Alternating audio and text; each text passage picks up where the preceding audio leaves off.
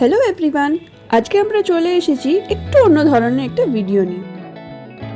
বাঙালিদের যে কোনো শুভ অনুষ্ঠানই বরণের জন্য এই শ্রী তৈরি করা হয়ে গিয়ে থাকে। আজকে এই ভিডিওর মাধ্যমে এই শ্রী তৈরি করার পদ্ধতিটি আপনাদের সাথে শেয়ার করলাম। এই শ্রীটা তৈরি করতে প্রথমেই লাগবে চালের গুঁড়ি, একটু ঘি আর গঙ্গা জল। বিভিন্ন রকম রং লাগবে, যেটা দশকর্মাতেই পেয়ে যাব। মণ্ডটা প্রস্তুত হয়ে যাবার পরে ছোট ছোট ভাগ করে ওই সাদা মণ্ডর থেকে বিভিন্ন কালার নিয়ে আমরা ছোট ছোট বিভিন্ন রঙের ওই মণ্ড প্রস্তুত করব।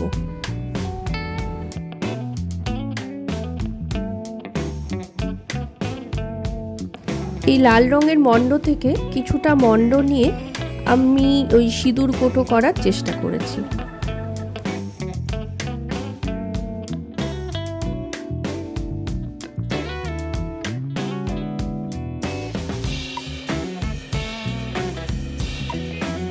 এবার আপনারা ওই মণ্ড থেকে নিজের মনের মতন করে বিভিন্ন শেপ দিয়ে শ্রীটা প্রস্তুত করতে পারেন।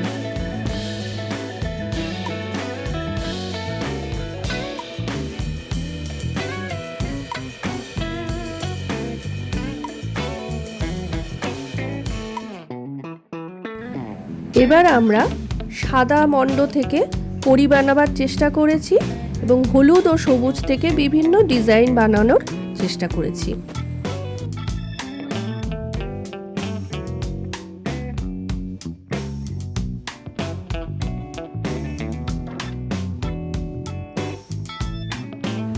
আমরা পাড়ার সব বউরা মিলে এই শ্রীটা তৈরি করি, আর যেরকম ডিজাইনই বানাই না কেন নীলকণ্ঠ পাখিটা রাখার চেষ্টা করি। প্রত্যেক বছর দুর্গাপুজোয় আমরা নীলকণ্ঠ পাখিটা রাখি।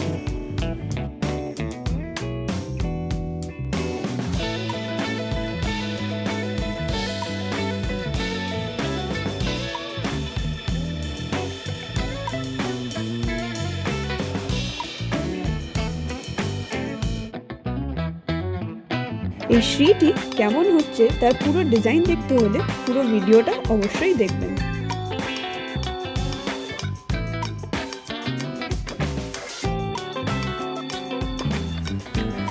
এই শ্রীটা বানানোর সময় আমি চালের গুঁড়িতে ঘি দিয়েছি, অল্প, খুবই সামান্য পরিমাণে। ঘিটা দিলে কি হয়, শ্রীটা নষ্ট হয় না।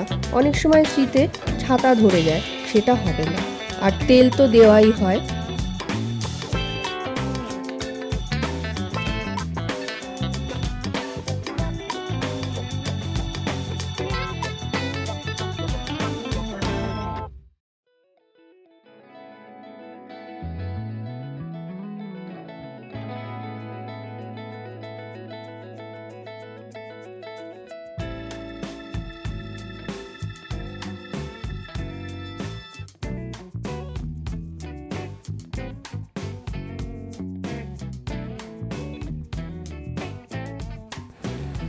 আমরা জানি নীলকণ্ঠ পাখি কৈলাস থেকে মায়ের আগমন বার্তা বহন করে আনে। সেই আনন্দে সারা পৃথিবীর মানুষ, যেখানে যেখানেই বাঙালি আছেন, বাঙালির মন আনন্দে উদ্বেল হয়ে ওঠে। আমরা আমাদের পুজোতে মায়ের দুর্গার আগমনে আমরাও শ্রীতে একটু নীলকণ্ঠ পাখি, ছোট্ট একটা নীলকণ্ঠ পাখিতে রাখার চেষ্টা করি।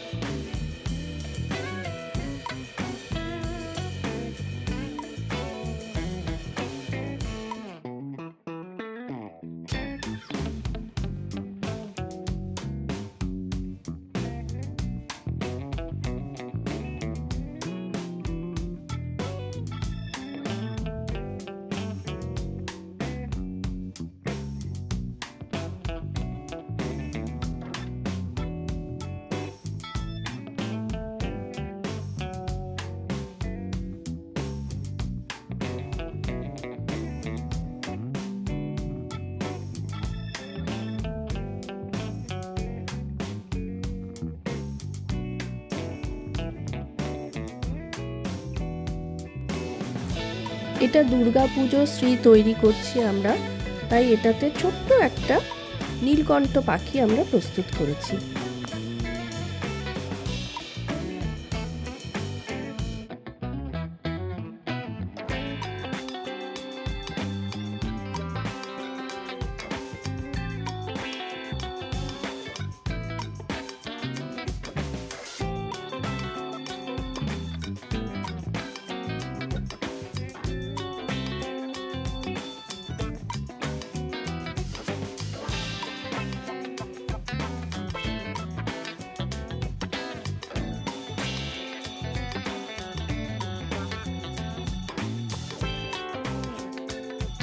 দেখতেই পাচ্ছেন আমাদের শ্রী প্রায় প্রস্তুত হয়েই গেছে, এবং প্রস্তুত হয়ে যাবার পরে আমরা সবাই মিলে এখানে সর্ষের তেল ঢেলে দিই। এটা রিচুয়ালস, যাতে শ্রীটা না নষ্ট হয়ে যায়, ফেটে যায়।